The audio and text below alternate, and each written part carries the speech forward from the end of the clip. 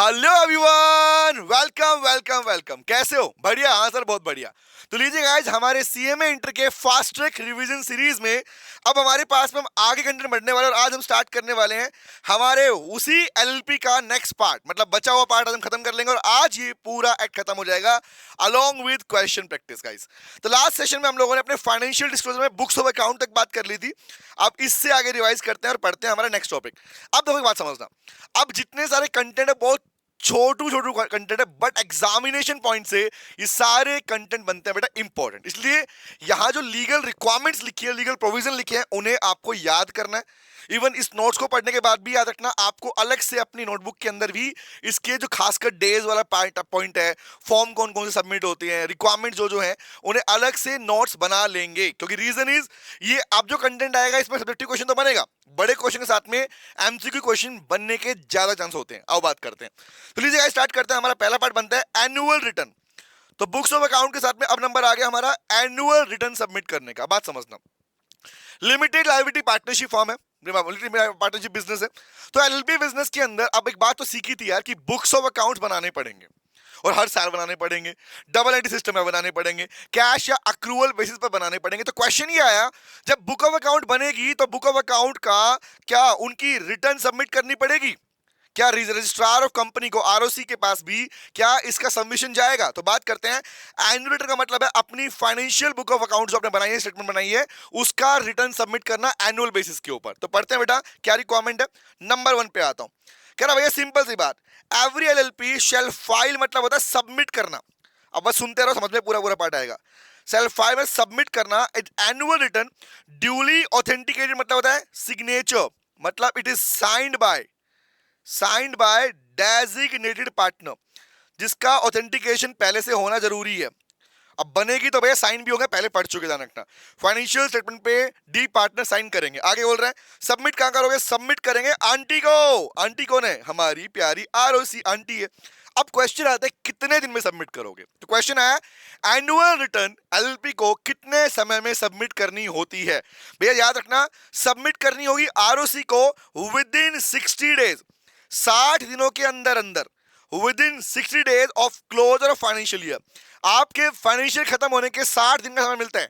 Financial अगर 31 मार्च को आपका फाइनेंशियल खत्म हो रहा है तो उसके 60 दिनों के अंदर अंदर आपको सबमिट करना होगा एनुअल रिटर्न आरओसी के पास में। और मुफ्त में नहीं होता, इसके साथ में फी पेमेंट भी की जाती है, याद रखना बात। आगे अगले पार्ट पे आता हूं। अब बताओ, अगर कोई कंपनी अगर कोई एलएलपी बिजनेस फेल हो जाए कंप्लाई विद द प्रोविजन। अब क्वेश्चन समझना, इसका मतलब क्या? देखो, जब भी ध्यान रखना, जब भी कोई प्रोविजन के साथ में कॉन्ट्रावेंशन पढ़ोगे ना या रिवाइज करते हो, ऑलवेज रिमेंबर, रिवीजन के टाइम पे ध्यान रखना, जब भी कभी कॉन्ट्रावेंशन टॉपिक आता है कि वायलेशन ऑफ प्रोविजन की बात आती है, ऑलवेज रिमेंबर वो उसी पर्टिकुलर प्रोविजन की बात कर रहा होता है। तो अगर बोला गया भैया कॉन्ट्रावेंशन हो गया, प्रोविजन फॉलो नहीं कर पाए या एलएलपी बिजनेस ने फॉलो नहीं किया, तो याद रखना इसका मतलब बात कर रहा है ऊपर वाले की बात कर रहा है। मतलब क्या हुआ कि अगर एनुअल रिटर्न के रिगार्डिंग जो 60 दिन का प्रोविजन है, अगर वो फुलफिल नहीं हुआ तो क्या होगा? तो याद रखना इसे वायलेशन ऑफ प्रोविजन माना जाएगा एलएलपी एक्ट का।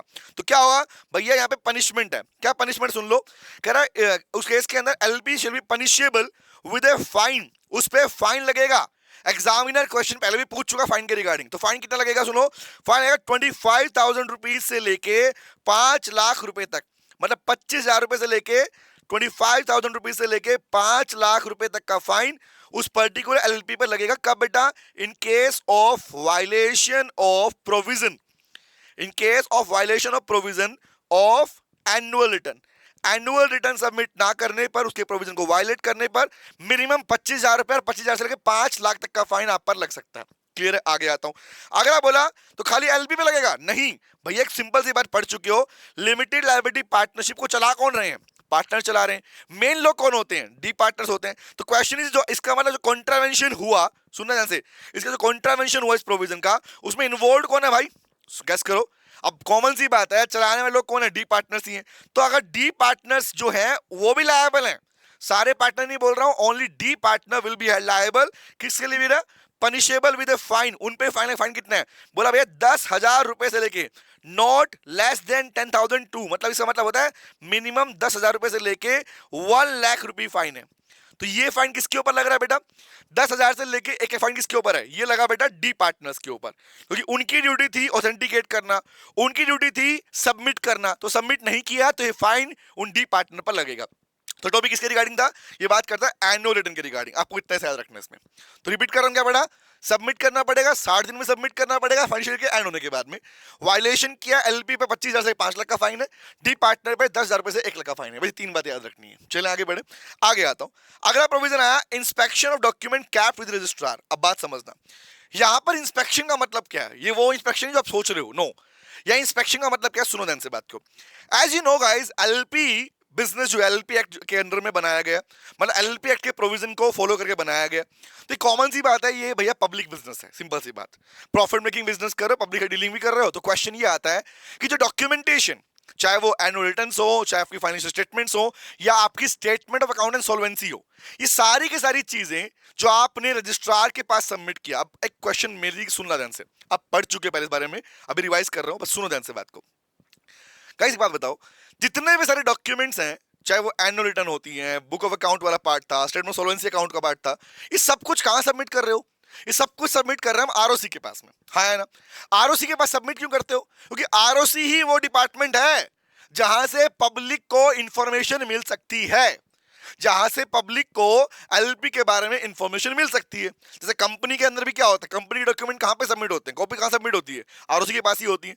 तो जैसे कंपनी की इंफॉर्मेशन पब्लिक ले सकती है, सेम ऐसे ही लिमिटेड लायबिलिटी पार्टनरशिप के अंदर भी जो डॉक्यूमेंटेशन है उसकी इंफॉर्मेशन आरओसी के पास इसलिए होती है क्योंकि आरओसी के पास में कोई भी पर्सन जाके इंफॉर्मेशन ले सकता है। तो यहां जो वर्ड लिखा हुआ है ना, इंस्पेक्शन ऑफ डॉक्यूमेंट, ये इंस्पेक्शन मतलब है भैया एनी पर्सन, जो भी व्यक्ति अगर आपकी एलएलपी के डॉक्यूमेंट्स को चेक करना चाहे तो वो चेक कर सकता है, ये उसके पास अधिकार है। अधिकार है, अधिकार में कैसे राइट है? सुनो ध्यान से। इंस्पेक्शन के लिए 50 रुपए, हाँ बहुत सस्ता बहुत है भाई, 50 रुपए इंस्पेक्शन चार्जेस हैं।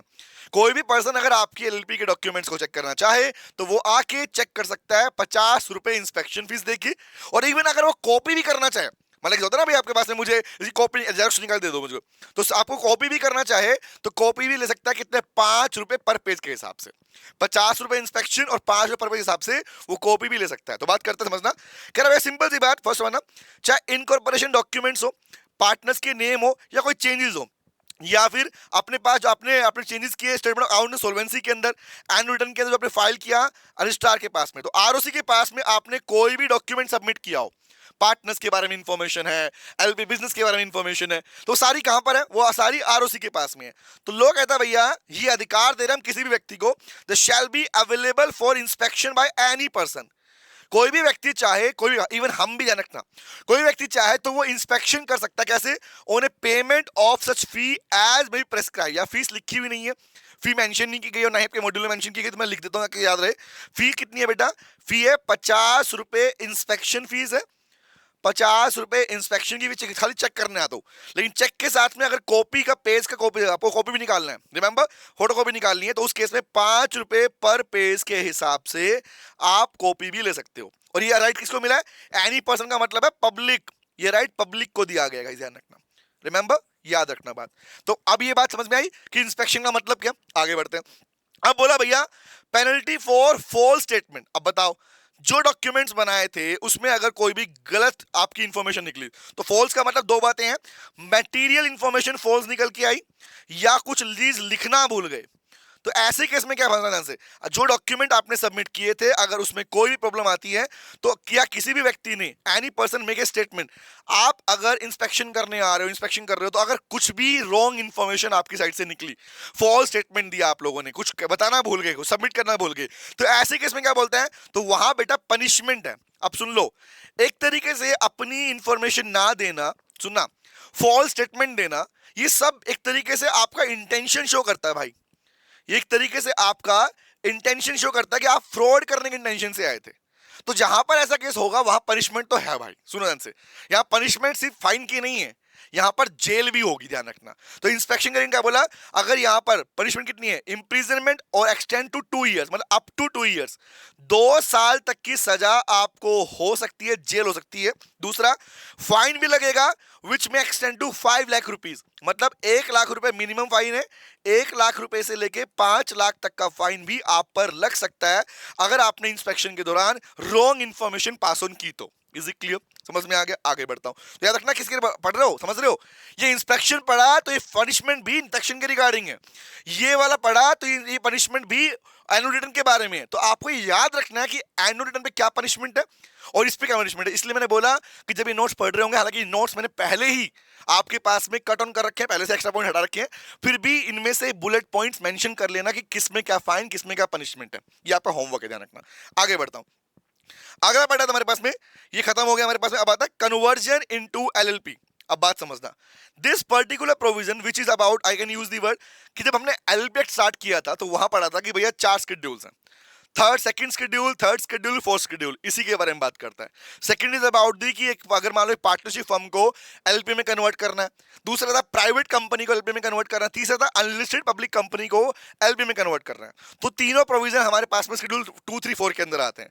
तो ये क्वेश्चन आपके एग्जाम में एक बड़ा क्वेश्चन, एक सब्जेक्टिव क्वेश्चन बन सकता है, याद रखना। यहां पर आपके पास में आपसे सब्जेक्टिव क्वेश्चन पूछ सकता है, ये बात आप याद रखना मेरे लाल। अब बात समझ लो कैसे पढ़ना है, सुनो सुनो सुनो। बोला भाई टॉपिक का नाम है कन्वर्जन ऑफ इनटू एलएलपी। तो 3 लेवल थे, याद करो। एक प्राइवेट का एक फर्म को करना चेंज, एक पार्टनरशिप फर्म को एलपी बनाना है, एक प्राइवेट कंपनी को एलपी में कन्वर्ट करना है, या पब्लिक अनलिस्टेड कंपनी को एलपी में कन्वर्ट करना है। एक बात ध्यान रखना, एक वर्ड मेंशन किया गया, पब्लिक अनलिस्टेड कंपनी, लिस्टेड इसमें काउंट नहीं होती है।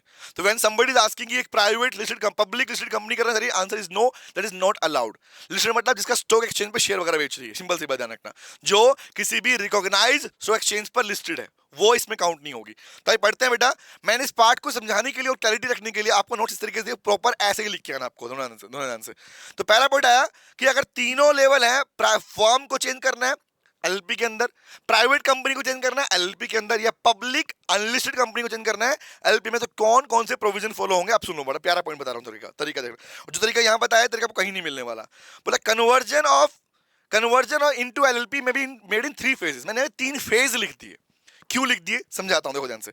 अब लेट्स सपोज मैंने कहा primary phase, subsequent phase, consequent phase, मैंने 3 फेज बना दिए। तो 3 फेज किसके लिए पता है? Primary phase is for firm को एलपी में कन्वर्ट करना, तो आप खाली ये लिख के आओगे। दूसरा, सब्सिक्वेंट फेज में क्या बोला मैंने कि भैया आपने जो पहला प्राइमरी सीखा ना, जो आपने प्राइमरी फेज सीखा वो तो आएगा ही आएगा, प्लस में सब्सिक्वेंट जोड़ दो तो बन जाएगा प्राइवेट कंपनी से एलपी में कन्वर्ट करने वाला। साथ में ऐसे ही अगर आपको अनलिस्टेड पब्लिक कंपनी चेंज करनी है तो वहां पर प्राइमरी फेज, सब्सिक्वेंट फेज और कॉन्सिक्वेंशियल, इन तीनों को जोड़ दोगे तो बन जाएगा अनलिस्टेड पब्लिक कंपनी से एलपी में कन्वर्ट करने वाला। तो इस तरीके से बनाया कि अगर पहले वाला फॉर्म टू एलएलपी, दूसरे वाला प्राइवेट कंपनी से एलएलपी, और दोनों को जोड़ोगे तीसरा जोड़ क्या बन जाएगा? पब्लिक कंपनी टू किसका? एलएलपी के अंदर। आओ बात करते हैं। तो 3 फेज कौन कौन से हैं? तो first phase guys primary phase, subsequent phase और थर्ड है कॉन्सिक्वेंशियल फेज। स्टार्ट करते हैं। सबसे पहला था हमारे पास में, देखो इसमें ना ज्यादा कंफ्यूज मत होना, ओके? मॉड्यूल में बहुत लंबी लंबी लाइनें लिखी हुई हैं, छोड़ो, फोकस करो मेन कंटेंट क्या है, उसके प्रोविजन कौन से हैं। आओ, पहला आता है conversion from form into LLP. एक पार्टनरशिप फॉर्म अगर एलपी में कन्वर्ट करना चाहती है, बड़ा बड़ा इजी पॉइंट है, बी प्रैक्टिकल इन दिस। सोचो यार, अभी कुछ टाइम पहले आपने पार्टनरशिप पढ़ा है, रिवाइज किया प्रॉपर्ली। मैं क्वेश्चन सुनो ध्यान से बात को। एक अगर पार्टनरशिप फॉर्म है, पहली बात तो पार्टनर तो वहां पे सारे हैं, रिमेंबर भाई, पार्टनरशिप फॉर्म में कौन होता है? पार्टनर्स होते हैं। तो क्वेश्चन ये है कि पार्टनरशिप फॉर्म अगर खुद को एलपी में कन्वर्ट करना चाहती है तो क्या प्रोविजन है? भाई पहला प्रोविजन तो ये बनता है पार्टनर तो है, बट अब ये चूज करना पड़ेगा कि लिमिटेड लायबिलिटी पार्टनरशिप के अंदर डी पार्टनर्स भी होते हैं। तो डी पार्टनर कौन बनेंगे, आओ बात करते हैं। तो वो समझना, नंबर 1 पढ़ते हैं। तो पहला deciding the partner and D partner. तो पहला काम होगा आप चूज करो पार्टनर कौन है, डी पार्टनर कौन है। नंबर 2, उसके बाद में यहां पर एलपी के अंदर डीपी और डीएससी की रिक्वायरमेंट होती है, याद करो। जो हमने अपने पास में इन कॉर्पोरेशन में सीखा वही पार्ट बोल रहा हूं यहाँ पे। डीपिन भी चाहिए और डीएससी भी चाहिए। डीपिन सबके लिए चाहिए, सबके मतलब जो आपके पास में डेजिग्नेटेड पार्टनर बनेंगे, जो आपके यहाँ पर डेजिग्नेटेड पार्टनर्स बनेंगे, उनके लिए क्या चाहिएगा? उनके लिए डी पिन चाहिएगा। डीएससी किसको चाहिए? एटलीस्ट 1, याद है, भूल गए प्रोविजन? याद है सर, याद है। एटलीस्ट 1 डी पार्टनर, एक डी पार्टनर को कम से कम क्या चाहिए? डीएससी लगेगा, ध्यान रखना। ऐसा नहीं, एक मिनिमम है भैया, एक तो मतलब मिनिमम बात कर रहा हूँ, ज्यादा लोग भी ले सकते हैं। ओके, आगे आता हूँ। उसके बाद में भैया पार्टनरशिप नाम तुम्हारा कुछ भी था, लेकिन अब तुम्हें एलएलपी का नाम चेक करना पड़ेगा। सेम तरीका, वही सेम पैटर्न जो इनकॉर्पोरेशन के टाइम पे था, बस फर्क क्या हो रहा है, डी पिन लेना पड़ेगा, डीएससी लेना पड़ेगा। ये रिक्वायरमेंट पार्टनरशिप एक्ट में नहीं होती, यहाँ पे है। ठीक है, तो वर्ड क्या बोला, आपको एमसीए पोर्टल पे नाम चेक करना पड़ेगा कि जो नाम आप ढूंढ रहे हो। भाई पॉसिबल एग्जांपल मुझे बताओ कि मेरे पार्टनरशिप फर्म का नाम था छुई मुई एंड एसोसिएट, ठीक है। बट अगर मैं वही नाम एलएलपी में चाहता हूं कि मैं लिमिटेड लायबिलिटी पार्टनरशिप में सेम नाम कंटिन्यू करना चाहता हूं, तो लोग कहेगा भाई पहले चेक तो कर ले कि क्या वो नाम अवेलेबल है भी या नहीं है। तो रिक्वायरमेंट है कि आपको नेम चेक करना पड़ेगा। दूसरा जो था, उसके बाद में आपको ड्राफ्ट करना है एलपी एग्रीमेंट, जो रिक्वायरमेंट नंबर थी ना, ई फॉर्म नंबर, वो याद है, ई फॉर्म नंबर 1 वो भरना पड़ेगा। एंड ई फॉर्म जो आपके पास 2 वाला पार्ट था वो सबमिट करना पड़ेगा। तो डॉक्यूमेंट सबमिट करोगे तब जाके आरओसी आपको क्या देगा, आरओसी आपको एक सर्टिफिकेट, ए न्यू सर्टिफिकेट कब होगा, जब आरओसी सर्टिफाइड हो जाएगा, ए न्यू सर्टिफिकेट ऑफ इनकॉर्पोरेशन आपको प्रोवाइड कर देगा अलोंग विद एलएलपी। तो वही कहानी सेम है कि आपको क्या मिलेगा, ये सब सबमिट करना पड़ेगा, तभी आप कन्वर्ट कर पाओगे। और याद रखना, कन्वर्ट होने के बाद में एक नया सर्टिफिकेट आरओसी देगा ही देगा। ओके, आगे आता हूं। तो ये फर्स्ट याद रखना, ये पूरा पार्ट मैंने क्या बोला, इसको बोलता हूं मैं प्राइमरी फेज, मैं नाम दिया इसको प्राइमरी फेज। प्राइमरी मतलब कि प्राइमरी फेज इनफ है किसके लिए, एक फर्म को एलपी में कन्वर्ट करने के लिए। डन है, आगे आता हूं। अब आया पार्ट नंबर 2, आया भैया दूसरा है conversion of private company into LLP. तो यहां मैंने वर्ड क्या यूज किया कि प्राइमरी फेज तो लिखोगे ही लिखोगे। एग्जामिनर ने अगर स्पेसिफिकली आपसे ये पूछ लिया कि प्राइवेट कंपनी को एलएलपी में कन्वर्ट करने के क्या प्रोविजंस हैं, तो आप ये तो लिखोगे ही लिखोगे, प्लस में आप ये भी जोड़ दोगे। ये कौन सा है, सब्सिक्वेंट फेज। मतलब क्या है कि प्राइमरी के साथ में आप प्लस में ये भी जोड़ दो, तब बन जाएगा प्राइवेट टू एलएलपी। याद रहेगी। अब बात करते हैं, तो ऊपर वाले फेज तो आएंगे जो आपने पढ़े अभी, साथ में और क्या नया आएगा वो सुन लो। Filing the conversion application to registrar of company. अब प्राइवेट कंपनी केस में पार्टनर भी चूज करने पड़ेंगे, डी पिन भी लेना पड़ेगा, डीएससी भी लेना पड़ेगा, नाम भी चेक करना पड़ेगा, ये सब करना पड़ेगा। बट साथ में आपको क्या करना पड़ेगा, आपको सबमिट करना पड़ेगा कन्वर्जन एप्लीकेशन। किसको बेटा, रजिस्ट्रार ऑफ कंपनी को। प्राइवेट कंपनी में रिक्वायरमेंट है कि आपको आरओसी को, ऑलरेडी याद रखना, ऑलरेडी कंपनी है तो आरओसी से लिंक पहले से है उसका, सिंपल सी बात है। तो रजिस्ट्रार कंपनी को आपको अपने कन्वर्जन का एप्लीकेशन देना पड़ेगा, किसे, along with the document and prescribe fee. कौन सी, जिस स्टेट में आप एलएलपी आपकी रजिस्टर्ड होने वाली है वहां पर। दूसरा, whether document along with the fee will be submitted. जब अपने डॉक्यूमेंट आप सबमिट कर दोगे आरओसी को, और जब आरओसी सेटिस्फाई हो जाएगा तो आरओसी करेगा वो अगेन, आरओसी आपको एक सर्टिफिकेट ऑफ इनकॉर्पोरेशन दे देगा। कौन से वाला, a new certificate of incorporation दे देगा। तो याद रखना, रिक्वायरमेंट क्या है, प्राइवेट कंपनी को सबमिट करना पड़ता है।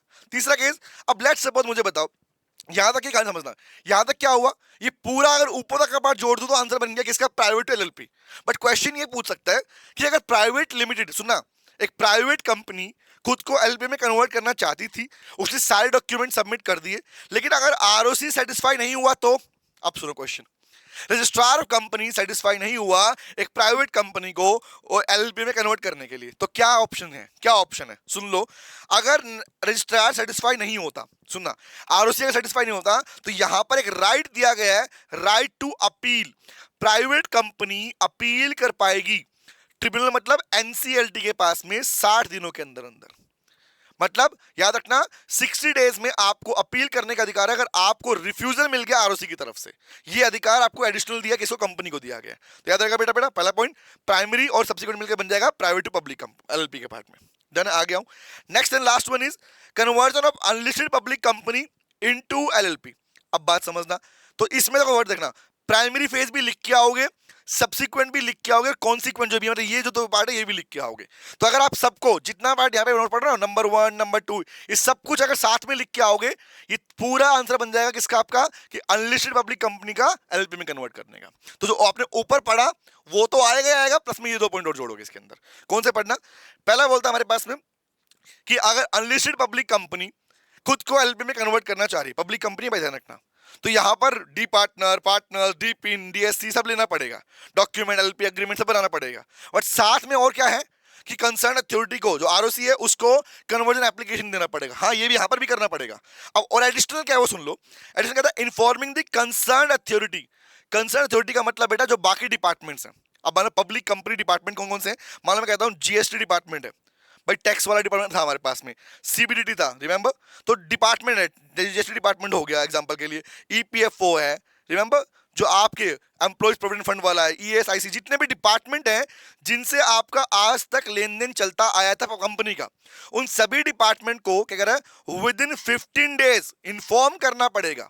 15 दिन के अंदर आपको इन्फॉर्म करना पड़ेगा जिस दिन आप एलपी में इनकॉर्पोरेट हो जाते हो, मतलब आपने सारी कंडीशन फुलफिल कर दी, आपको आपको इनकॉर्पोरेशन सर्टिफिकेट मिल गया, आपकी पब्लिक कंपनी एक एलपी बन चुकी है। तो 15 दिन के अंदर आपको सभी डिपार्टमेंट को इन्फॉर्म करना पड़ेगा कि आपकी अनलिस्टेड पब्लिक कंपनी बन चुकी है बेटा, कन्वर्ट हो चुकी है, या कन्वर्ट हो चुकी है इसमें आपके पास में, या कन्वर्ट होने वाली किसके अंदर, एलपी के फॉर्म के अंदर। दूसरा, साथ ही साथ में आपका जो एड्रेस है, अब मान लो एग्जांपल के लिए आपकी पब्लिक कंपनी का एड्रेस कुछ और था बट एलपी का एड्रेस कुछ और है, तो क्वेश्चन है जो एलपी का एड्रेस है उसका भी नोटिस आपको सबमिट करना पड़ेगा कम से कम 1 साल तक, कि भैया जो जो रिक्वायरमेंट हमारी रह चुकी है, पुरानी बची हुई है एलपी के रिगार्डिंग, कंपनी के रिगार्डिंग, वो सारे नोटिस आप हमें यहाँ पे भेज सकते हो। ये तब जाके आपके पास में एक पब्लिक कंपनी एलपी में कन्वर्ट होती है। तो तीनों फेज लिख दिए, प्राइमरी, सेकेंडरी एंड आपके पास कॉन्सिक्वेंशियल फेज। डन है गाइस, चलो आगे आता हूँ। तो टॉपिक हमारे यहाँ पे खत्म होता है। ओके, आगे आता हूँ।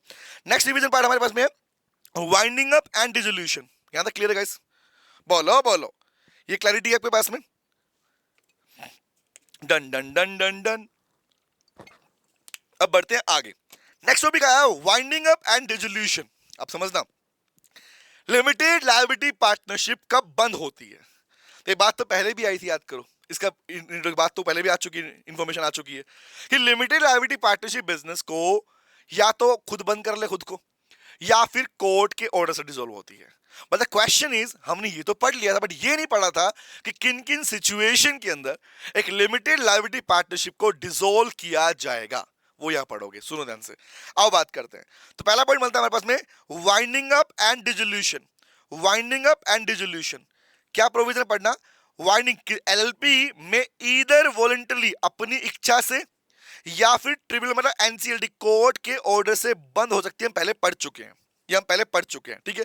बट क्वेश्चन इज किन किन सिचुएशन के अंदर कोर्ट के ऑर्डर से डिसोल्यूशन किया जाएगा, वो समझ लो। आओ, एक कॉमन पॉइंट फैक्टर निकल के आएगा भाई, सिंपल सी बात, ऐसा कोई भी काम करोगे जो कि नहीं करना चाहिए था और डिसोल्यूशन कराया जाएगा, कोर्ट ऑर्डर पास कर देगा। पढ़ते हैं, अब पढ़ो, कह रहा कौन कौन से circumstances in which LP may be wound up by tribunal. तो क्वेश्चन है, अगर आपसे एग्जामिनर ने पूछा कि एनसीएलटी के ऑर्डर से कब कब बंद होती, तो आप ये वाले प्रोविजन लिख के आओगे बेटा, ठीक है। आओ बात करते हैं। पॉइंट नंबर 1 आता है हमारे पास में, एलपी में be wound up by tribunal. Number 1 एक केस पढ़ो, फर्स्ट केस क्या है, सुनो सुनो। फर्स्ट केस है, इफ एलपी, क्या बोलूंगा, decide the LLP be wound up by tribunal, मतलब इन शॉर्ट। अब पहला केस बोला, सुनते रहो, बस सुनते रहना, ध्यान से रिवाइज करा रहा हूं। पहला केस बोलता है कि अगर मान लो लिमिटेड लायबिलिटी पार्टनरशिप के पार्टनर्स डिसाइड कर ले कि वो कोर्ट से ऑर्डर करा के, कोर्ट के ऑर्डर से खुद की एलएलपी को बंद करवाना चाहते हैं, क्योंकि याद रखना एलएलपी को वाउंड अप करने का अधिकार सबके पास में है, मतलब अग्री बाय अग्रीमेंट, आपस में अग्री कर लिया बंद करते हैं तो बंद कर सकते हैं, याद रखना। और बंद करने का अधिकार कैसे है कि वो कोर्ट से ऑर्डर लेके भी बंद करवा सकते हैं, पहला अधिकार। नंबर टू क्या है, if for a period of more than 6 month, ये सुनना बड़ा प्रोविजन है, ये this provision is very very important guys. अगर बोला for a period of 6 month, अगर 6 महीने तक, अगर आपको इसके अगर 6 महीने तक जो पार्टनर्स के नंबर थे वो रिड्यूस बिलो 2, मतलब अब याद करो मिनिमम नंबर ऑफ पार्टनर कितने होने चाहिए एलपी में, 2 होने चाहिए। बट मान लो एग्जांपल के लिए 2 भी नहीं है, पिछले 6 महीने से एक ही पार्टनर था, एक मर गया एक चला गया एग्जांपल के लिए, और एक ही पार्टनर पूरी एलपी को चला रहा है, तो भैया ये तो वायलेशन हो गया ना प्रोविजन का। तो लोग कहते हैं यहाँ पर वायलेशन को हम ठीक करने के लिए 6 महीने देंगे आपको, कि या तो नया पार्टनर 6 महीने में ले आओ, कोई दिक्कत नहीं है, चलता रहो बिजनेस को। बट अगर आपने नया पार्टनर नहीं लिया और अगर आपके पास में 2 से कम का मतलब क्या है, एक ही पार्टनर, तो अगर एक अकेला पार्टनर 6 महीने से ज्यादा हो गया और आपने अभी तक नया पार्टनर इंट्रोड्यूस नहीं किया, एक पार्टनर के जाने के बाद में अभी तक भी आपके एलपी में 2 पार्टनर नहीं थे मिनिमम रिक्वायरमेंट, तो उस केस में क्या करेगा, कोर्ट में डिसोल्व द एलएलपी, वो उसे डिसोल्व कर देगा। क्वेश्चन नंबर 2, आगे आता हूं, तीसरा पढ़ते हैं। कह रहा भैया सुनना, if LLP is unable to pay the debt, ये तो पहले पढ़ चुके हैं भाई, जब जब ऐसा लगेगा कोर्ट को कि ये अपनी लोन चुका नहीं पा रही है, अपनी पेमेंट चुका नहीं पा रही है, लोगों से पैसा ले ले इंटरेस्ट पे नहीं कर पा रही है, तो क्वेश्चन इज ऐसे सारे केस में वो उस एलएलपी को डिसोल्व कर देगी। नेक्स्ट पे आता हूं, अगला कहता है, if LLP has acted against the interest of sovereignty and integrity of India, प्रभुता एंड संपन्नता, अखंडता, remember as you know guys, समझना ध्यान से बात को, हमारे देश में अगर बात करें, each and everything is bound by the Indian constitution, the constitution of India, as you know this, Bharat का संविधान। और भारत का संविधान डिफरेंट डिफरेंट आर्टिकल्स के साथ में यहाँ के सभी लोगों को कुछ अधिकार देता है, कुछ अधिकार देता है। तो क्वेश्चन ये है कि अगर आपकी एलएलपी बिजनेस ऐसा कोई काम कर रही है जो उस देश के उन अधिकारों को अफेक्ट, एडवर्सली, नेगेटिवली अफेक्ट कर रही है, कोई बिजनेस तुम ऐसा कर रहे हो जिससे कि देश के अंदर अशांति फैल रही है, या तुम ड्रग्स में घुस गए हो ना, रिमेंबर स्मगलिंग पार्ट में आ रहे हो, तो कहीं ना कहीं क्या है भाई, देश के अधिकारों के, देश के लोगों का, नागरिकों का अधिकार खराब हो रहे हैं ऐसे। तो ऐसे किसी भी पार्ट में जहां पर आपका वायलेशन डायरेक्टली कॉन्स्टिट्यूशन के रिगार्डिंग है और देश की प्रभुता और अखंडता को में खतरा पैदा कर रही है, तो ऐसे केस में भी ध्यान रखना, जहां सिक्योरिटी पार्ट अफेक्ट हो रहा है, तो ऐसे केस में कोर्ट आपके एलएलपी को सबसे पहले डिसॉल्व कर देगा, ध्यान रखना, क्योंकि ये छोटी बात नहीं, बहुत बड़ी बात होती है। आगे आता हूं, अगला पार्ट बनता है LLP made a default in filing the registrar of the statement of account solvency and annual return. बताना मुझे, आपने पिछले 5 सालों तक, एक बार की बात नहीं, एक बार माफ कर देगा, ध्यान रखना, क्योंकि एक बार गलती होती है तो ठीक कर देते हैं भाई, ऑप्शन देंगे, गलती भूल गए होंगे, रीजन दे दो, कोई दिक्कत नहीं है। But the question is guys, अगर पिछले, ये सुनना, अगर पिछले, this particular provision is also very very important, सुन लो भाई लोगों, अगर पिछले 5 सालों से, from the last 5 consecutive financial year, पिछले 5 सालों से तुम्हारी एलएलपी ना तो बेटा अपने पास में अकाउंट ऑफ सॉल्वेंसी सबमिट कर रही है, ना एनुअल रिटर्न सबमिट कर रही है, आरओसी के पास में अगर पिछले 5 साल हो गए, 5 सालों से तुमने एक बार भी जाके अपनी, वो भी वर्ड समझना, कॉन्जिक्यूटिव का मीनिंग होता है लगातार, 5 लगातार फाइनेंशियल ईयर से, तो 5 लगातार आपके पास 5 सालों से आपने अगर अपनी एनुअल रिटर्न या स्टेटमेंट सबमिट नहीं की है, तो भी बेटा आपके पास एनसीएलटी ऑर्डर पास करके आपके एलएलपी बिजनेस को डिसॉल्व करवा देगा। आगे आता हूं, इसके अलावा आप जानते हो भैया, कोर्ट के पास तो अधिकार है ही कि वो जब चाहे तब आपकी एलएलपी बिजनेस को बंद कर सकता है। तो वर्ड है जस्ट एंड इक्विटेबल ग्राउंड, का मतलब होता है किसी भी और बेसिस पर जो ट्रिब्यूनल को लगा, ट्रिब्यूनल लिखता है which things, I can use the word which tribunal thinks fit, which tribunal thinks fit, जो उसे लगा कि सही है, कोई भी रीजन, एग्जांपल के लिए तुम काम कर रहे, अनलॉफुल बिजनेस हो गया, तुम्हारे पार्टनर्स मिसकंडक्ट कर, तो whatever that thing is, D partner धोखेबाज निकल गए, तो क्वेश्चन इज, ये कोई भी और आधार इनके के अलावा भी तो एनसीएलटी के पास में होल एंड सोल पावर है कि वो आपकी एलएलपी बिजनेस को डिसॉल्व कर सकता है, याद रहेगा।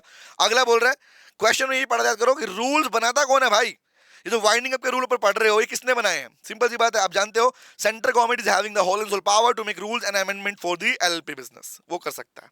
तो ये पार्ट था आपके वाइंडिंग अप रिगार्डिंग, आपको कितना पढ़ना था बेटा, ऑलरेडी ऊपर पहले हम पढ़ चुके हैं, अभी पार्ट नेक्स्ट वाला पार्ट आ गया हमारे पास में, डन है। यहाँ हमने पढ़ने को मिला कि ट्रिब्यूनल किन किन केस में वाइंडिंग अप करवा सकता है, ये बात ध्यान रखना। चले आगे आता हूँ, अब आया नेक्स्ट टॉपिक हमारे पास, बुक्स ऑफ अकाउंट पहले पढ़ चुके हैं, ये ऑलरेडी टॉपिक पहले मैं बता दिया था, ये बस रीडिंग कर लो कि कौन कौन सी बुक ऑफ अकाउंट्स है जो कि एलपी को बनानी पड़ती हैं।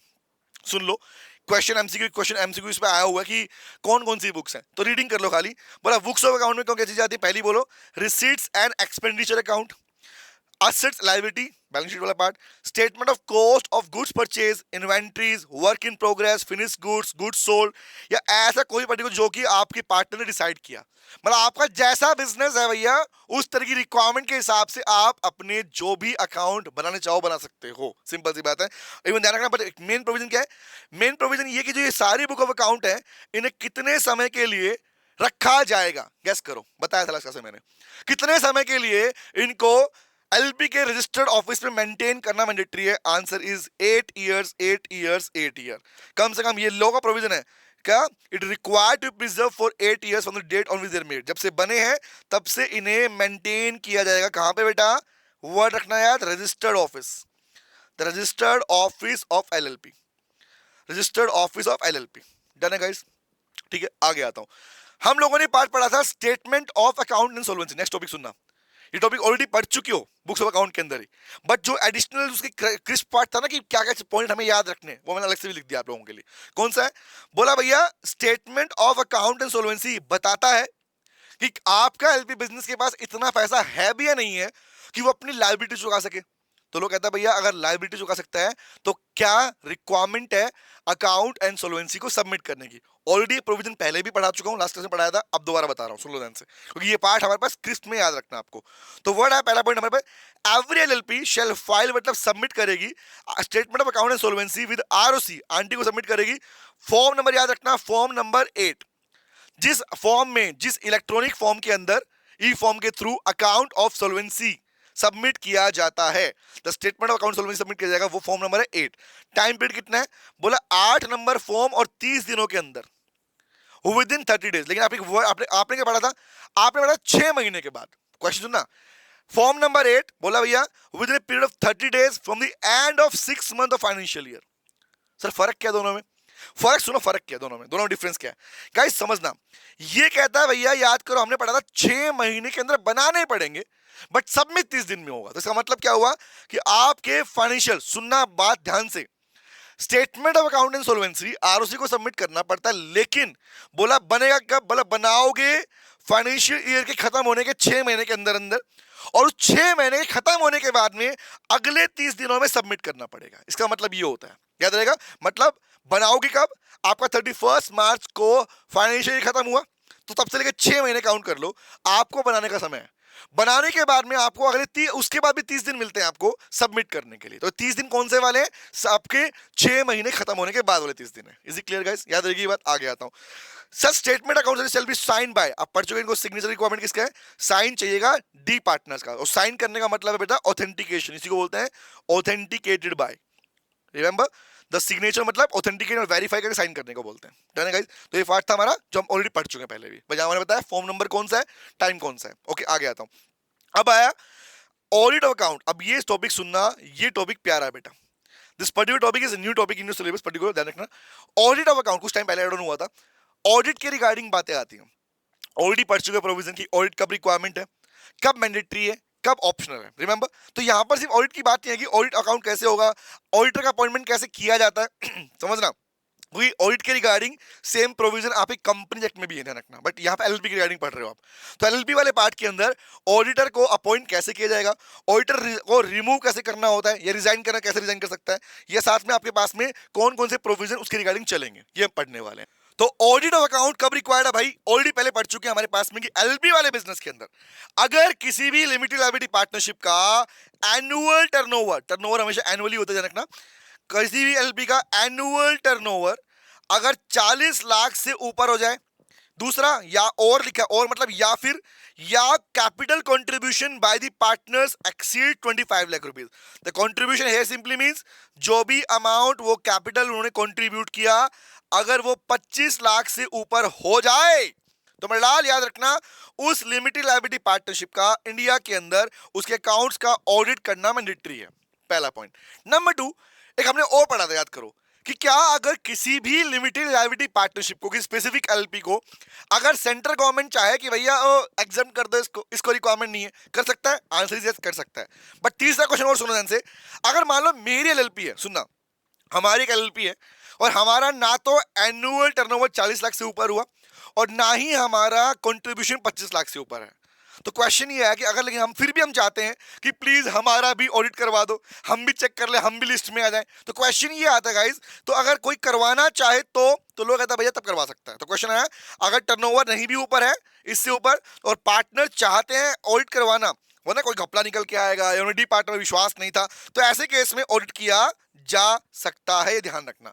बट पॉइंट इज, ये पॉइंट है कौन सा, ये कंपल्सरी प्रोविजन, करना ही करना पड़ेगा, या वॉलंटरी प्रोविजन करना चाहो तो करवा सकते हो, ये बात ध्यान रखना बेटा, डन है ऑडिट के रिगार्डिंग। अब आगे बढ़ते हैं।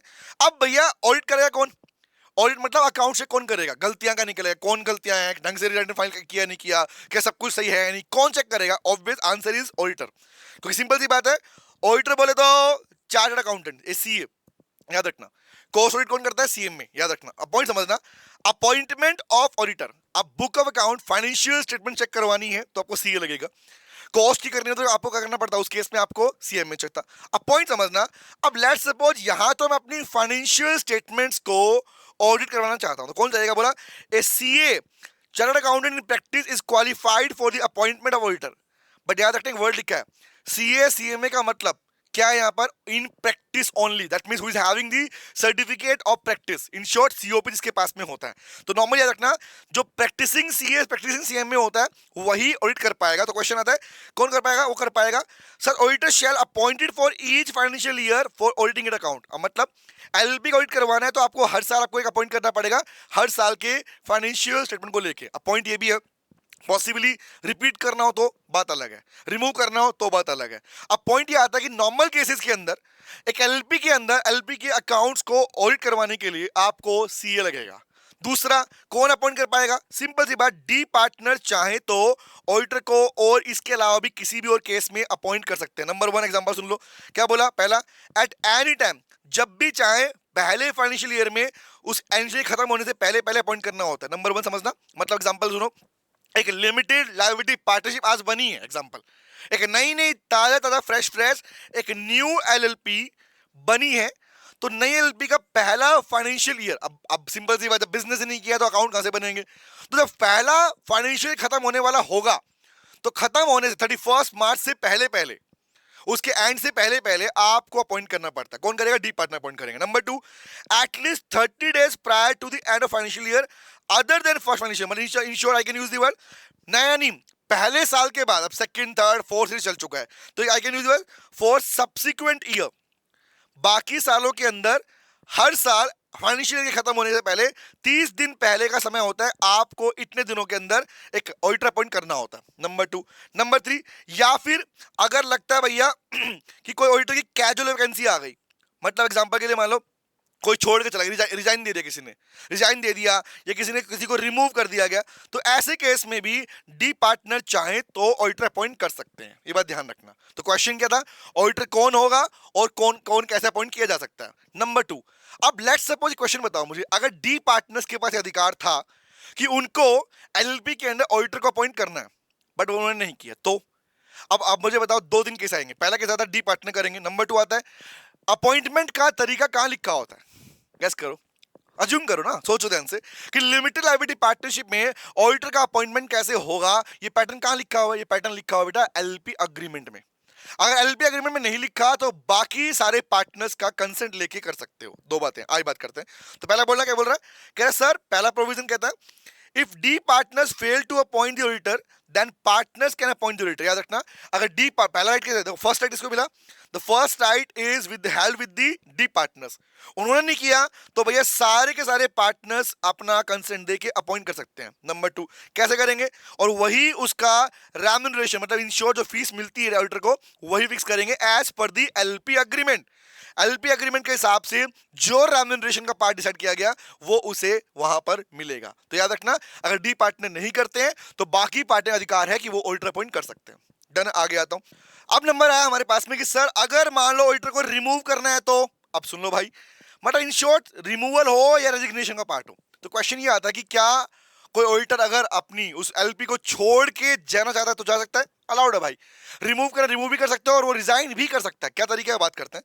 बोला भैया as per rule number 24 close 18, इसका मतलब क्या, रूल का मतलब होता है बेटा नया प्रोविजन। सुन लो ध्यान से, यहां पर अमेंडमेंट नहीं लिखा हुआ, रूल लिखा है। रूल मतलब होता है एक नया प्रोविजन। तो रूल नंबर 24 क्लोज 18 में लिखा है कि the partner of LLP can remove an auditor any time, किसी भी समय पर निकाल सकते हैं। पहली बात ध्यान, किसी भी समय निकाल सकते हैं। कैसे, by following the procedure in LP agreement. मतलब भाई ये कह रहा है कि एलपी एग्रीमेंट में ही लिखा होता है रिमूवल का भी तरीका। तो सिंपल सी बात ध्यान रखना, एलपी एग्रीमेंट वो एग्रीमेंट है जिसमें सब कुछ लिखा है, राइट है, ड्यूटीज है पार्टनर्स की, इवन अपॉइंटमेंट का पार्ट, ऑडिटर का, रिमूवल का पार्ट, सब उसमें लिखा होता है। तो पॉइंट आता है कि उसमें लिखा है, उस पैटर्न को फॉलो करके निकाल सकते हो। लेकिन एक बात बताओ, अगर इन केस एलपी एग्रीमेंट में पार्टनर्स लिखना भूल गए थे, अब बताओ, सोचो, गैस करो। तो इन शॉर्ट क्या बोला, in the absence of LP agreement, मतलब इसका मतलब एलपी एग्रीमेंट में अगर नहीं लिखा हुआ था रिमूवल का या रेजिग्नेशन का तरीका, तब क्या होगा, तो बोला इन केस और consent of all the partner required. याद रखना, उस केस में सभी पार्टनर कंसेंट से किसी को भी रिमूव किया जा सकता है। दूसरी बात, आगे आता हूं, और क्या कह रहा है, रूल नंबर 24 क्लोज 19 क्या बोलता है, ऑडिटर में रिजाइन, अब ऊपर क्या था रिमूवल, अब क्या है रिजाइन के लिए क्या है, ऑडिटर चाहे तो रिजाइन कर पाएगा by giving written notice to LLP registered office. भाई सिंपल सी बात है, वो नोटिस सबमिट करेगा और रिजाइन कर लेगा। दूसरा पॉइंट क्या है, कब बेटा, in not less than 14 days notice. याद रखना, अगर किसी ऑडिटर को एलएलपी छोड़ के जानी है तो भैया नोटिस दोगे, बट मिनिमम 14 डेज। नोट ऐसा मतलब होता है, नोट लेस मतलब minimum 14 days notice must be served by the auditor, वो सब करना पड़ेगा, ठीक है।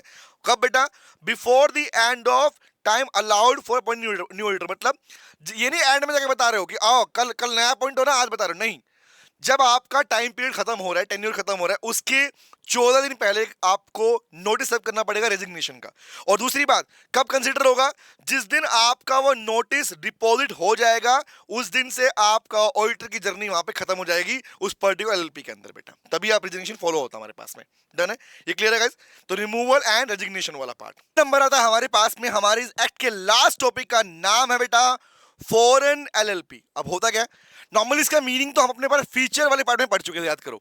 मतलब एक ऐसी एलएलपी जिसका इनकॉर्पोरेशन हुआ कहां पे है, बाहर अब्रॉड में है, रिमेंबर, लेकिन जिसका प्रिंसिपल ऑफिस इंडिया के अंदर है। तो कहने का मतलब ऑफिस इंडिया में भी है, बट इनकॉर्पोरेशन कहां पे हुआ, किसी और कंट्री के अंदर हुआ। ऐसी एलएलपी को कहा जाता है फॉरेन एलएलपी कहा जाता है।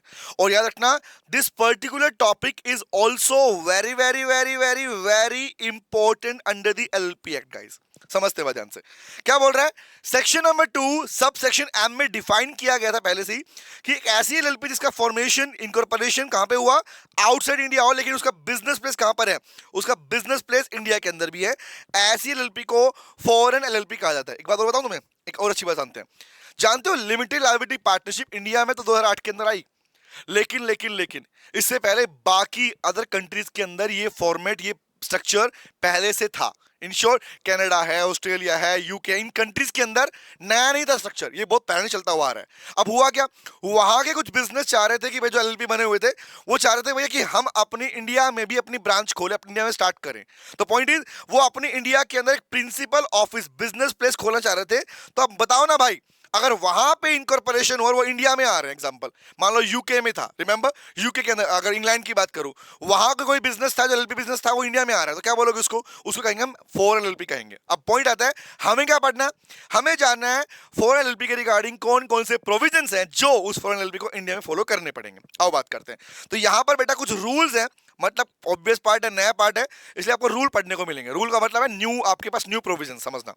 तो क्या बोलता है, as per the LLP act, क्या बोलता है, अगर कोई भी फॉरेन एलएलपी इंडिया में आती है तो उसको कुछ डॉक्यूमेंट सबमिट करने पड़ेंगे। समझते हैं, as per rule number 34 close 1 क्या बोलता है, पहला पढ़ना, कह रहे foreign LLP shall file the prescribe document with the ROC. ROC हमारी आंटी को सबमिट करने पड़ेंगे, फाइल मतलब सबमिट करने पड़ेंगे, क्या डॉक्यूमेंट सबमिट करने पड़ेंगे विद इन 30 डेज, 30 दिनों के अंदर अंदर सबमिट करने पड़ेंगे। फॉर्म नंबर कौन सा है, बोला form number, electronic form 27, electronic number 20, form number 27 के अंदर सभी फॉरेन एलएलपी को इंडिया में आके डॉक्यूमेंट सबमिट करने पड़ेंगे। आरओसी कौन सा सबमिट करे, पहले पढ़ लो। First is called certificate of incorporation of foreign LLP, मतलब याद रखना, अब ऑब्वियस ही बात है, इंडिया में तो रजिस्ट्रेशन हुआ नहीं, रजिस्ट्रेशन कहां पे हुआ, आउटसाइड इंडिया जो आपका रजिस्ट्रेशन हुआ था उसका सीओआई आपको यहां पर सबमिट करना पड़ेगा आरओसी के पास में, नंबर 1। नंबर 2 क्या बोलता है, जिस कंट्री में आप थे वहां के फुल एड्रेस आपके एलएलपी का, आपके रजिस्टर्ड ऑफिस का एड्रेस जहां पे इनकॉर्पोरेट, वो भी आपको यहां के आरओसी को देना पड़ेगा। तीसरा, आपकी एलएलपी इंडिया में कहां पर है, मतलब इंडिया में जहां पर आपका प्रिंसिपल ऑफिस है, जहां पर आपका ऑफिस है, आपकी ब्रांच है, वो आपको सबमिट करना पड़ेगा आरओसी को, मतलब बाहर वाला भी और यहां वाला भी। इसके अलावा आपके पार्टनर्स कौन है, आपके डी पार्टनर्स कौन है, वो भी लिस्ट आपको along with the address and proof वो सबमिट करना पड़ेगा। तो ये है आपकी पहली रिक्वायरमेंट। लेकिन अब 2 प्रोविजन बड़े अजीब से हैं, मजे से प्रोविजन है, पढ़ना क्या प्रोविजन है, कह रहा रूल नंबर 32 क्या बोलता है, सुनना, 32 34 का क्लोज 2 और 34 क्लोज 3 क्या बोलते हैं, सुनना ध्यान से। ये जो रूल थोड़े डिफरेंट रूल है बेटा, आओ समझाता हूं रूल क्या है। तो पहला रूल तो क्लियर हो गया कि भाई डॉक्यूमेंट सबमिट करने पड़ेंगे। अब आता है हमारे पास में नेक्स्ट रूल की, अब बताओ अगर लिमिटेड लायबिलिटी पार्टनरशिप, कौन सी, एक फॉरेन एलएलपी अगर ब्रिटिश एम्पायर का हिस्सा रह चुकी है, मतलब कहने का मतलब पॉइंट समझना, मैंने पहले ही बोल दिया बेटा इंडिया में नहीं है एलएलपी फॉर्मेट, लेकिन इंडिया से पहले, इंडिया में आने से पहले ये फॉर्मेट ऑलरेडी यूरोपियन नेशन में चलता हुआ आ रहा था। अब बात समझना, if a foreign LLP is a part of Commonwealth Nations, अब बात समझना, सर ये कॉमनवेल्थ नेशन क्या है, इसका डिस्क्रिप्शन आपको आपके मॉड्यूल में नहीं मिलेगा, लेकिन ध्यान रखना मैंने यहाँ पे मेंशन कर दिया ताकि तुम्हारी क्लैरिटी रहे तुमको। कॉमनवेल्थ नेशन किसको बोलते हैं बेटा, याद रखना ब्रिटिश एम्पायर, आपने सुना British India, British empire, India की बात नहीं कर, ब्रिटिश एम्पायर की बात कर रहा हूँ। यूरोपियन नेशन के अंदर एक एम्पायर, मतलब ब्रिटिश एम्पायर का मतलब होता है आपके पास कॉमनवेल्थ नेशन, मतलब जो कंट्रीज इस पर्टिकुलर एम्पायर के अंदर रह चुकी हैं। रिमेंबर, तो वर्ड बोला एक ऐसी कोई भी association countries connected to British empire, जिनका कनेक्शन ब्रिटिश एम्पायर से रहा है। और अगर उन कंट्रीज के अंदर एलपी बिजनेस था, रिपीट कर रहा हूं, ब्रिटिश एम्पायर छोटा सा था नहीं, फैला हुआ था, तो जो कंट्री उसका हिस्सा रह चुकी है, इंडिया भी रह चुका है, ध्यान रखना, रह चुकी हैं, उनके लिए क्या बोला, the above copies of document shall be certified true copies. मतलब याद रखना उनके रिक्वायरमेंट क्या है कि जो डॉक्यूमेंट जो सबमिट करेंगे ना, इन डॉक्यूमेंट को पहले से सर्टिफाई करवाना होगा। मतलब याद रखना, रिपीट कर रहा हूं, अगर आपका इनकॉर्पोरेशन किसी एग्जांपल मान लो इंग्लैंड में हुआ है, कनाडा में हुआ एग्जांपल के लिए, ठीक है, कनाडा के अंदर हुआ, या एग्जांपल मैं कहता हूं पेरिस में हुआ, तो किसी भी कंट्री में अगर आपका इनकॉर्पोरेशन हुआ था और आप ब्रिटिश एम्पायर का हिस्सा रह आपका देश ब्रिटिश एम्पायर का हिस्सा रह चुका है, तो लोग कहता है भैया यहां पर आपको आपकी डॉक्यूमेंटेशन को ऑफिशियल जिस गवर्नमेंट, मतलब जिस कंट्री की गवर्नमेंट में आप जिस कंट्री से बिलोंग करते हो, उस कंट्री के किसी भी गवर्नमेंट ऑफिशियल की कस्टडी में आपको सर्टिफाई करवाना पड़ेगा। नंबर 1। नंबर 2, या notary public in the part of Commonwealth, मतलब जिस कंट्री, मतलब in short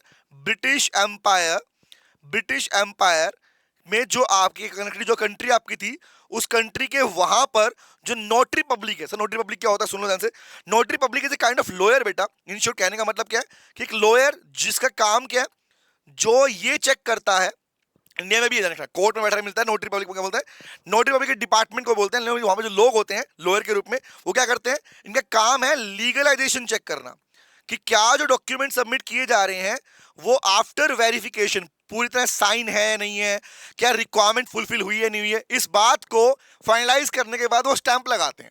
the stamp is called certification. तो लोग बोलता है भैया एक ऑफिशियल गवर्नमेंट से, जो गवर्नमेंट का एग्जाम्पल जिस कंट्री से आप हो वहां की गवर्नमेंट के ऑफिशियल से, दूसरा वहां की कंट्री के नोटरी पब्लिक से आपको इन डॉक्यूमेंट को सर्टिफाई करवाना पड़ेगा इंडिया में सबमिट करने से पहले। नंबर 1। नंबर 2 कहता है रूल नंबर 34 क्लोज 3 क्या बोलता है पढ़ना, ये अलग पार्ट है। कह रहा अगर आपकी एलएलपी कॉमनवेल्थ का पार्ट नहीं थी, not a part of Commonwealth, लेकिन अगर आप हेग अपोस्टाइल कन्वेंशन का हिस्सा रह चुकी हो, सर ये क्या है, हेग इज ए कंट्री बेटा, एक कंट्री है, ठीक है। तो 1961 में हेग के अंदर एक कन्वेंशन हुआ था, एक मीटअप हुआ था, और जो कंट्री, सुनना बड़ा प्यारा पॉइंट है, जो कंट्री उस हेग कन्वेंशन का हिस्सा रही थी तो वो उसकी मेंबर कंट्रीज कहलाती हैं, वो उसकी मेंबर कंट्री कहलाती है। तो लोग कहता है भैया पढ़ भी लो मतलब क्या मतलब है, an international treaty drafted by Hague conference to abolish the requirement of legalisation of foreign public document. मतलब क्या है, एक ऐसा कन्वेंशन जहां पर डिसाइड किया गया था कंट्रीज के बीच में, मेंबर कंट्रीज के बीच में, कि भाई देखो कल को अगर हम एक दूसरी कंट्री में, जो हम आपस में कंट्री बैठी हैं, कल को हमारी कंट्री आप ही कंट्री में कोई बिजनेस स्टार्ट करती है, या आप ही कंट्री में जो बिजनेस स्ट्रक्चर है एलपी है वो हमारी कंट्री में आता है, रिमेंबर, तो ऐसे केस में हमें ट्रेडिशनल जो डॉक्यूमेंट की रिक्वायरमेंट है वो सबमिट ना करके कॉमन सर्टिफिकेशन चल जाए। मतलब अगर हेग कन्वेंशन से पास एक common, I can use the word, एक कॉमन सर्टिफिकेशन आपको मिल जाए, तो और आप हमसे बाकी कोई पुराने डॉक्यूमेंट ना मांगो, तो अगर हेग कन्वेंशन की कंट्री पार्ट रह चुकी है, इस कन्वेंशन का हिस्सा रह चुकी कंट्री आपका, तो आप अगर हमारे पास लेके आओगे अपना बिजनेस तो आपको भी एक डॉक्यूमेंट लगेगा, हम लेके जाएंगे बिजनेस आपकी कंट्री में तो भी एक बिजनेस एक पार्ट लगेगा। तो that is a kind of certification, जिसकी मतलब पर्पस क्या था, पर्पस था कि जो आपके पास में लीगलाइजेशन को जो फॉर्मेलिटीज होती थी वो फॉर्मेलिटी की रिक्वायरमेंट नहीं होंगी, उन्हें अबोलिश करने का पर्पस था। मतलब इन शॉर्ट एक बात समझना, हर एक कंट्री के अंदर अलग अलग डॉक्यूमेंट्स की रिक्वायरमेंट वैसे होती है, बट नॉर्मली क्या बोला, हेग कन्वेंशन ने डिसाइड किया कि हम एक कॉमन सर्टिफिकेशन डिसाइड करेंगे। अगर वो कंट्रीज के पास में है, बिजनेस के पास में है, तो अगर मैं मान लो इंडिया में हूं एग्जांपल, ठीक है, और मुझे लेट्स सपोज मुझे ब्रिटेन जाना है, ठीक है, तो इंग्लैंड में जाना है, तो इंग्लैंड की कंट्री में मुझे बिजनेस करना है, एलपी बिजनेस स्टार्ट करना है, तो बोला भैया मुझे अपनी कंट्री के अंदर जो हेग कन्वेंशन का हिस्सा, अगर मेरी कंट्री हेग कन्वेंशन का हिस्सा रह चुकी है तो मुझे यहां से एक सर्टिफिकेशन लेना पड़ेगा, और सभी डॉक्यूमेंट सबमिट नहीं करने पड़ेंगे, सिर्फ वो सर्टिफिकेट अगर मैं वहां पे सबमिट कर दूंगा तो मुझे अलाउड है वहां पर बिजनेस करना, वहां पे अपना प्रिंसिपल ऑफिस बनाना, ये अलाउड होता है। तो इसी को बोला गया हेग कन्वेंशन। दो वर्ड पढ़ना, ब्रिटिश अंपायर मतलब कॉमनवेल्थ वाला, हेग कन्वेंशन वाला दूसरा पार्ट था। तो बोला भाई क्या होगा, अब ऐसे केस में क्या करना पड़ेगा, the copy the document shall be certified by the official the government whose custody the original is committed. मतलब ये डॉक्यूमेंट कहां सबमिट होगा, सर्टिफाई होगा, जिस कंट्री से आप बिलोंग करते हो वहां के ऑफिशियल से, सेम बात वही है, वहां के ऑफिशियल से, और प्लस में आपके पास में कौन सी, जो अपोस्टाइल है, मतलब जिसका लीगलाइजेशन हो चुका है, रिमेंबर इन शॉर्ट, वो आपको सबमिट कर दोगे तो काम चल जाएगा। आगे बढ़ता हूं, और क्या बोला, साथ साथ में आपको list of partner, D partner जो है, इन्हें नोटराइज मतलब नोटरी पब्लिक से, नोटरी पब्लिक से आपको इन्हें लीगलाइज, इन्हें वेरीफाई करवाना पड़ेगा, उसके बाद सबमिट कर सकते हो। ध्यान रखने की बात, तो दो प्रोविजन नहीं पढ़ने को मिलते हैं इसके अंदर। डॉक्यूमेंट सबमिट तो करने हैं, डॉक्यूमेंट सबमिट तो करिए, डॉक्यूमेंट सबमिट तो करने हैं, बट सबमिट करेंगे दो कंडीशन है, कॉमनवेल्थ का हिस्सा हो तो प्रोविजन क्या अप्लाई होंगे, और कॉमनवेल्थ का हिस्सा नहीं हो, हेग कन्वेंशन का हिस्सा रह चुके हो तो प्रोविजन क्या रहेंगे। अब एक बात समझना, यहाँ पे कुछ लिखा है मैंने स्पेशली, पता क्या कह रहा है, if any alteration made in relation to incorporation, registered office, partners, the partners और फॉरेन एलएलपी। क्या बोला, अगर फॉरेन एलएलपी के अंदर वहां पर पार्टनर्स, इनकॉर्पोरेशन, ऑफिस, इसमें कोई भी चेंजमेंट आता है, मतलब अगर फॉरेन कंट्री के अंदर आप अपना एड्रेस वगैरह चेंज कर रहे हो, पार्टनर चेंज कर रहे हो, तो लोग कहता है foreign LLP shall file form number 28 with ROC in India. India के अंदर आरओसी को फॉर्म नंबर 28 सबमिट करना पड़ेगा। डेज कितने बेटा, बोला डेज है within 60 days before the end of financial year. But ध्यान रखना, ऊपर था 30 डेज, 30 दिन कब था डॉक्यूमेंट सबमिट करने का, बट ऑल्ट्रेशन के टाइम कितना मिला, 60 दिन का समय मिला। आगे दूसरा वर्ड बोल रहा है, and in any case alteration of principal place in India, but अगर इंडिया में प्लेस चेंज करते हो तो फॉर्म नंबर 25 सबमिट करना पड़ेगा 30 दिन के अंदर। तो फर्क समझना, अगर अब्रोड की बात करें 60 दिन का समय दिया गया, लेकिन अगर अब्रोड में चेंजमेंट हुआ 60 दिन का समय, लेकिन इंडिया में रहे आपके प्रिंसिपल ऑफिस में चेंज करते हो, ऑल्ट्रेशन करते हो, तो उसके लिए आपको 30 दिन का समय दिया गया। तो ये बातें मतलब याद रखना, 30 दिन का है और 60 दिन का है, फॉर्म 28 क्या, फॉर्म 27 क्या, फॉर्म 29 क्या। डन, आगे आता हूं। अब बोला नेक्स्ट रूल क्या है, नेक्स्ट कहता है भैया रूल नंबर 34 क्लोज 1 क्या 4 क्या बोलता है पढ़ना, कह रहा सिंपल सी बात sir, the LLP foreign LLP shall file statement of account and solvency in the form number 8 with ROC within 30 days from the end of 6 month financial year। ये सेम प्रोविजन जो हमारा पहले अप्लाई हो चुका कि आप अगर इंडिया के अंदर आके काम कर रहे हो तो आपकी यहाँ की एलपी को, फॉरेन एलपी को भी वो statement of account and solvency ROC को सबमिट करना पड़ेगा। वही पैटर्न कि भैया 6 महीने के अंदर प्रिपेयर करो और 30 दिन में सबमिट करो, ये करना पड़ेगा, जो हम सेम पहले पढ़ चुके हैं। जो इंडियन एलपी के एप्लीकेबल है वो यहाँ भी एप्लीकेबल है। Next is call rule number 34 clause 6 क्या बोलता है, सभी फॉरेन एलपी को shall cause in name of foreign LP and the country जहां पे एलपी रजिस्टर्ड है। तो पॉइंट क्या बोला, जो आपका नेम है, आपका एड्रेस है, मतलब कौन सा, फॉरेन कंट्री के अंदर जो आपका रजिस्टर्ड ऑफिस है, इंडिया में जो ऑफिस है, वो प्रॉपर उसका एड्रेस आपकी सभी इनवॉइसेस पर, डॉक्यूमेंटेशन पर, आपके एड्रेस पर, आपकी पब्लिकेशन पर, सब पर पहले से प्रिंट होना चाहिए।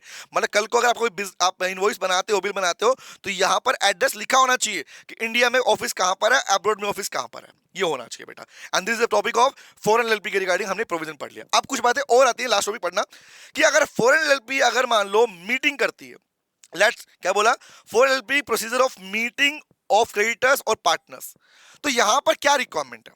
अब भाई इंडिया के लिए तो रिक्वायरमेंट नॉर्मली है कि भैया ज्यादा रेगुलेशंस नहीं है, लेकिन एक फॉरेन एलएलपी अगर इंडिया के अंदर अपने क्रेडिटर पार्टनर से मीटिंग करती है तो यहां पर कुछ तरीका पहले से फॉलो करना पड़ेगा। कौन कौन सा पढ़ लो, इसे रीडिंग करना है, मेन पार्ट था ये वाला पार्ट, वो जो रीडिंग करना है ढंग से ध्यान रखना। अब बात सुन लो, ये सुन लो खाली इसको, क्या बोला लास्ट पार्ट हमारे पास सुनना, the notice of meeting shall be provided for the creditors और partner individually and according to direction of tribunal.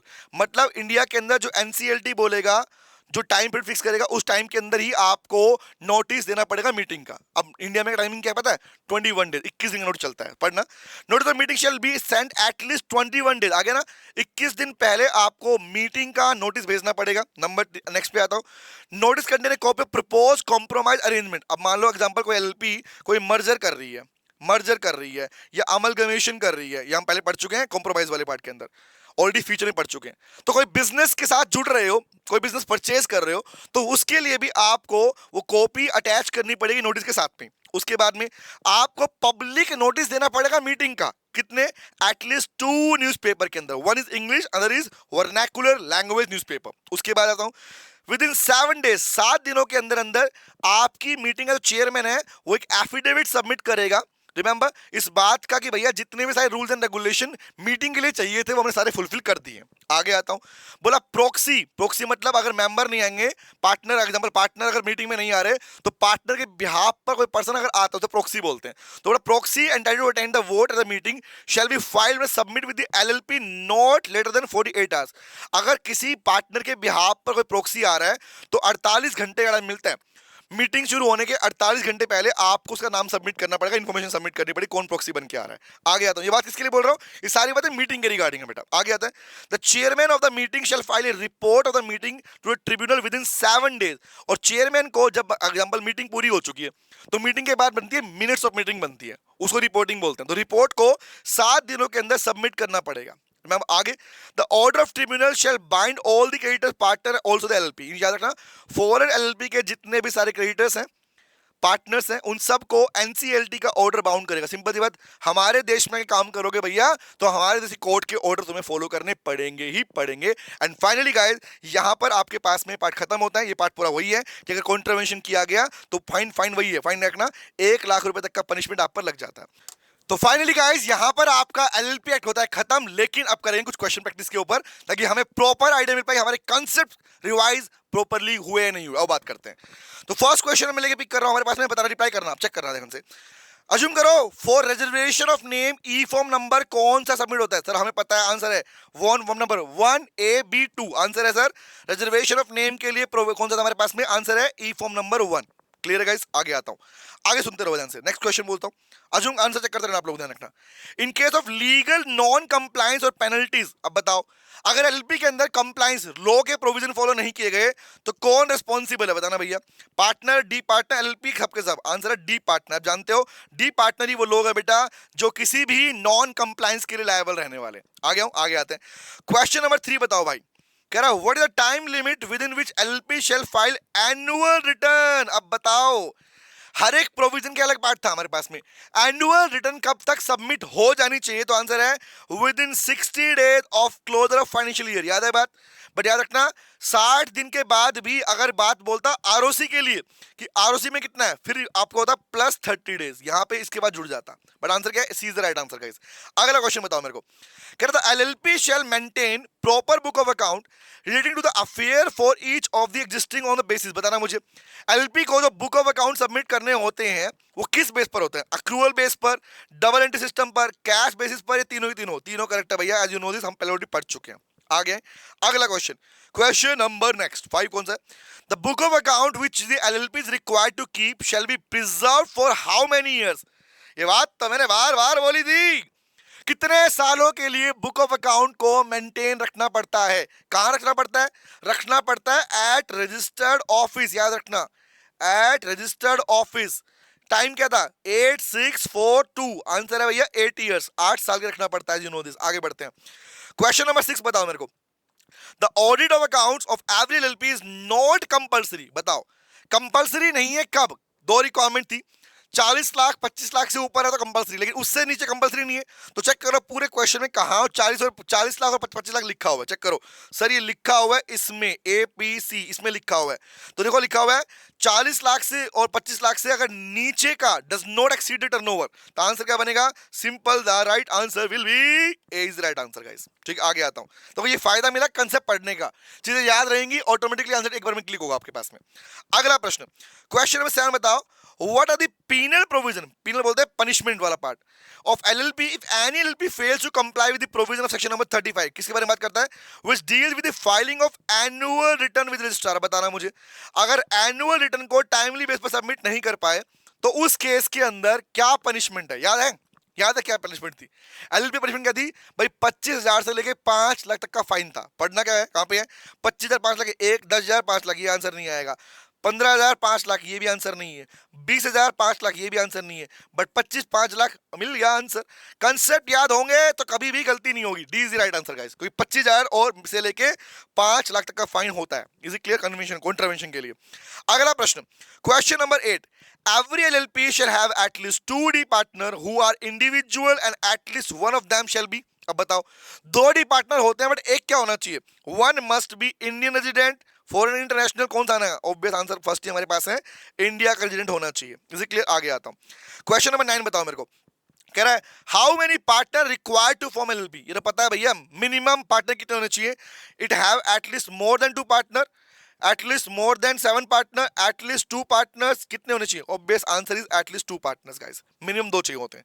Question number 10 बताओ, when a person shall cease to become a partner, अब वो partner ही रहेगा तो ऐसे केस में कौन कौन सी कंडीशंस है, पहला याद रखो सर, अनसाउंड माइंड का हो गया तब भी, उसे एडजस्ट उसको इंसॉल्वेंट करे तब भी, या उसकी डेथ हो गई तब भी, तीनों ही केस पढ़ चुके, 1 2 3, तो तीनों का सही मतलब answer D is the right answer guys. तो इसमें मैंने क्वेश्चन कम ही लिया, नॉर्मली इसमें क्वेश्चन कम ही बनता है आपके पास में। द क्वेश्चन इज यहां पर आपके पास में पूरा एलएलपी एक्ट खत्म हो चुका है, अपने पार्ट में हम लोग अपने पास में एलएलपी खत्म कर चुके हैं, पार्टनरशिप खत्म हो गया, सोगा खत्म हो गया। तो इस वीक के अंदर 5 दिनों में हमने अपने पास 3 एक्ट खत्म कर लिए स्पीड अप के अंदर। हालांकि इनकी रेगुलर क्लासेस के अंदर इनके एक्ट जो चैप्टर क्वेश्चंस हैं, क्लासेस हैं, वो ज्यादा हैं, मतलब सिंगल एक्ट में आपके पास में आपको 8 से 10 क्लासेस मिलते हैं इसके अंदर। तो 30 क्लास कंटेंट हमने अपने पास में गिनती की 5 टेस्ट में कर लिया।